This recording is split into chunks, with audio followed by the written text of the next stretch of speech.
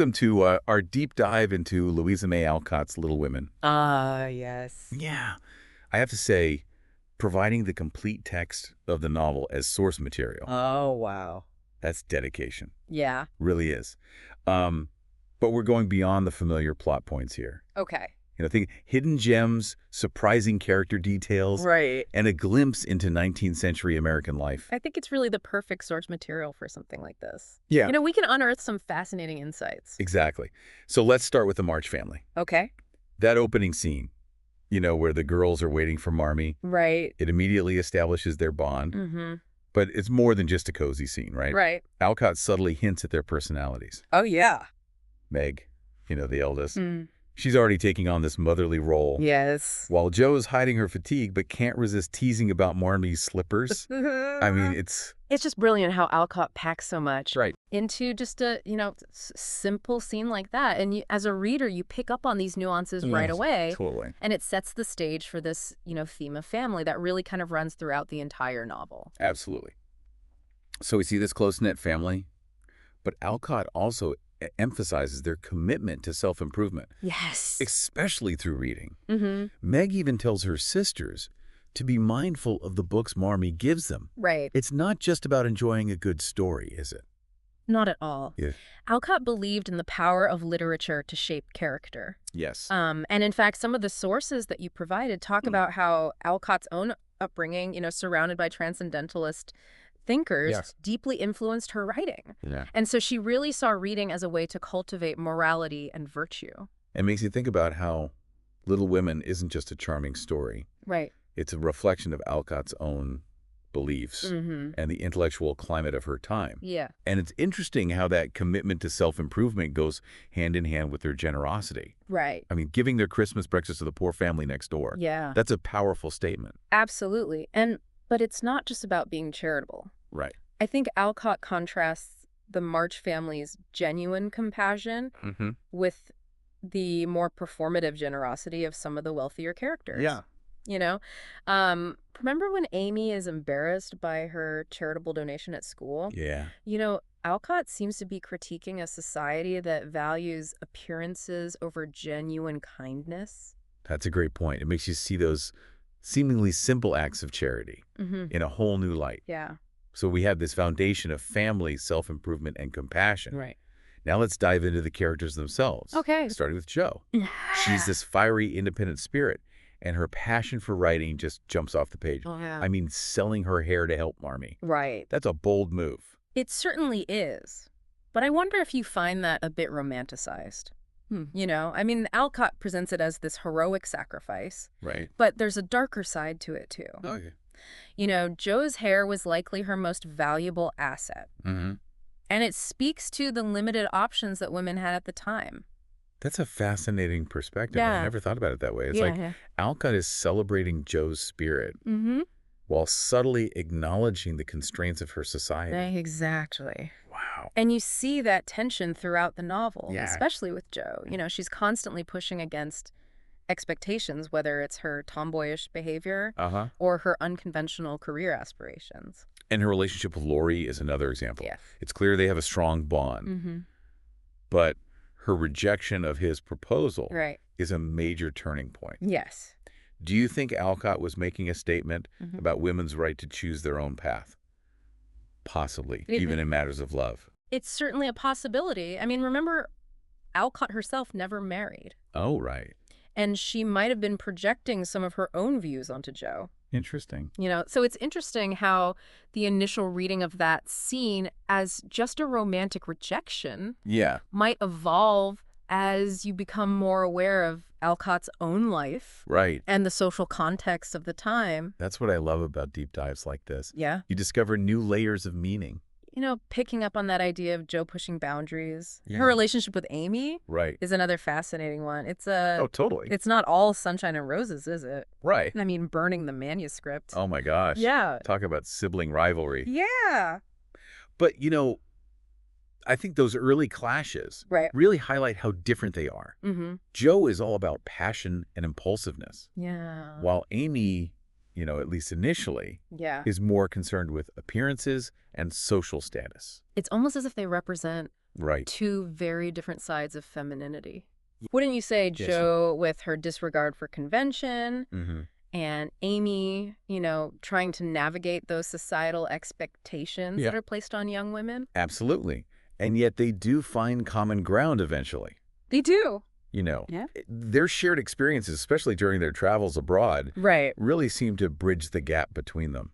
What I find so interesting is that, Amy's growth isn't just about becoming better. Right. It's about developing her own sense of self. Yeah. Remember that scene in Europe where she lectures Laurie about responsibility and ambition? Oh, yeah. She's not just, parroting societal norms. Right. She's articulating her own values. That's such a great observation. It makes her eventual relationship with Laurie feel less like a consolation prize. Exactly. And more like a genuine connection between two people who have evolved and matured. Speaking of unexpected pairings, okay, what about Meg and John Brooke? Yeah. He's such a steady, unassuming character. He is. Did you find yourself rooting for a more glamorous match for Meg? I'll admit I was a little surprised at first. Right. But I think Alcott is making a point about the different forms that love can take. Yeah. Meg's happiness isn't about wealth or social standing. Right. It's about finding a partner who shares her values and supports her dreams. And their story isn't without its challenges, is it? Oh, yeah. I mean, the silk dress incident.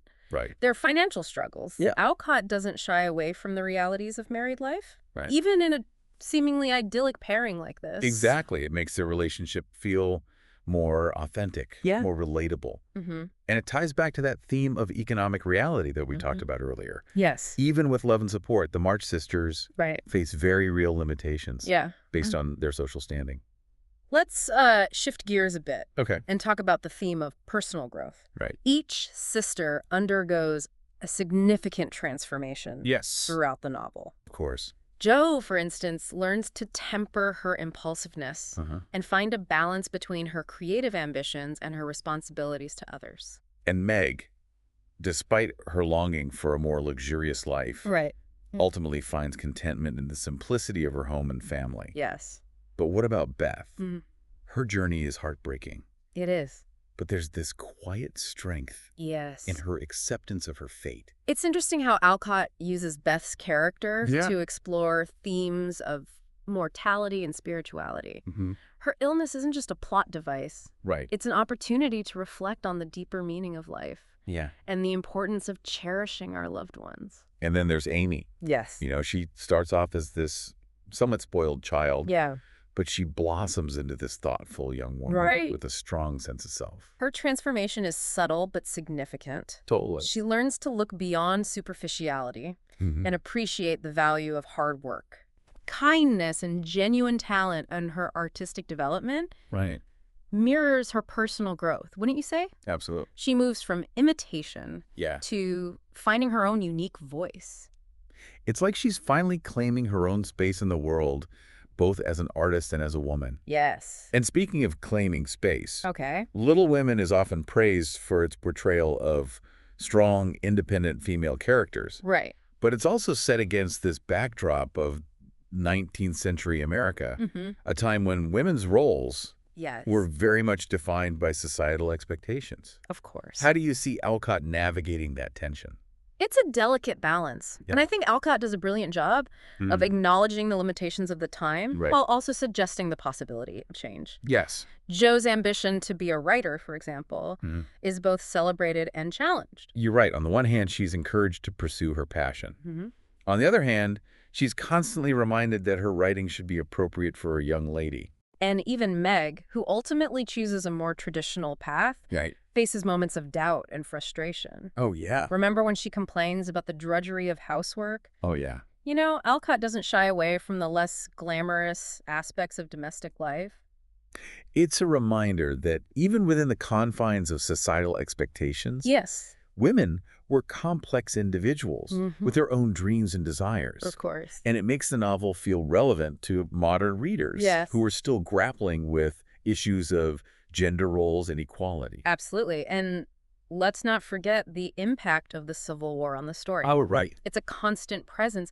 Even though we don't see the battles directly, the March family's anxieties about their father, their sacrifices on the home front, it adds a layer of realism and historical context. It's a reminder that these little women aren't just living in this bubble of domesticity. They're part of a larger world, and their lives are shaped by the events of their time. It's one of the things that makes Little Women so enduring. It captures both the intimacy of family life and the sweep of history, creating this rich and layered narrative that continues to resonate with readers generations later. It's amazing how Little Women manages to be both a charming period piece and speak to these universal truths. You're right. Even though it's, rooted in the 19th century, those themes of family bonds, sibling rivalry, yearning for love and acceptance, it all still feels so relevant today. Totally. And I think one of the reasons it resonates so deeply is that Alcott doesn't shy away from the characters' flaws. They're not these perfect little angels. No. They make mistakes. They get jealous. They act impulsively. Exactly. It makes them human. Relatable. We see ourselves in their struggles, even if our lives are vastly different. Think about, Joe's impulsiveness or Amy's early vanity. It's their flaws that make their growth throughout the story so compelling. It's like we're watching them figure things out right alongside us. Yeah. Now, I know some readers find the ending of Little Women a bit too tidy. Maybe even a little preachy. But I have to say I find it quite satisfying. I agree. There's a sense of hope of things coming full circle. And yes, some of the resolutions might seem predictable by today's standards. But they reflect the societal norms of the time. Of course. It's important to remember that context. Meg finding happiness in domesticity, Amy marrying Laurie, and achieving both love and financial security. I mean, those were considered successful outcomes for women in the 19th century. But I still think Alcott gives her characters agency. Yes. Even within those conventions. Absolutely. Meg chooses her path. Knowing its challenges and rewards. Amy, after a lot of growth, makes a conscious decision to accept Laurie's proposal. And Jo, well, she defies expectations. Totally. And ultimately finds love and fulfillment on her own terms. Speaking of Jo, the establishment of the school at Plumfield. Yes. Feels like such a perfect culmination of her journey. It does. It brings together so many themes from the novel. Family, community, education, creativity, and helping others. It really does. And it's a testament to the enduring power of family. Yes. Despite their individual paths, the March sisters ultimately create something beautiful together. Something that honors Beth's memory and extends their influence beyond their own lives. It's interesting how Plumfield becomes this space where traditional and unconventional values can coexist. You have Jo, the independent writer, running a school that also embraces domestic skills and traditional learning. It's as if Alcott is suggesting that, true fulfillment comes from finding a balance between personal aspirations and communal responsibility. It's not an either situation. The sisters create a world where both can thrive.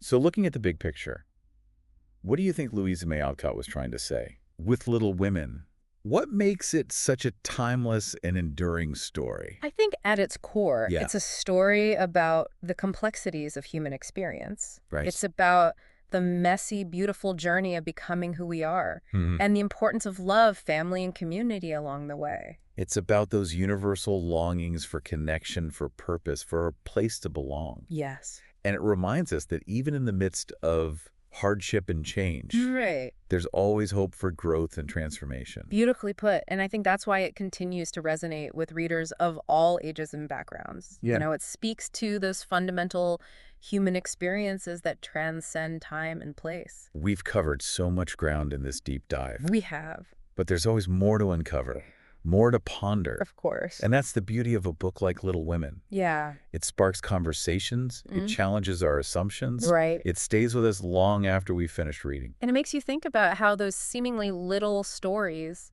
those domestic dramas and personal triumphs, can hold such profound truths about life, love, and the human spirit. So, dear listener, we hope this deep dive has given you a fresh perspective on Little Women. Yes. Maybe you've rediscovered a beloved classic or gained a deeper appreciation for Louisa May Alcott's artistry. We encourage you to continue exploring Alcott's world. Yeah. To revisit the novel with these new insights, and to discover your own personal connections to this timeless and enduring story. Thank you for joining us on this journey of discovery. Until next time.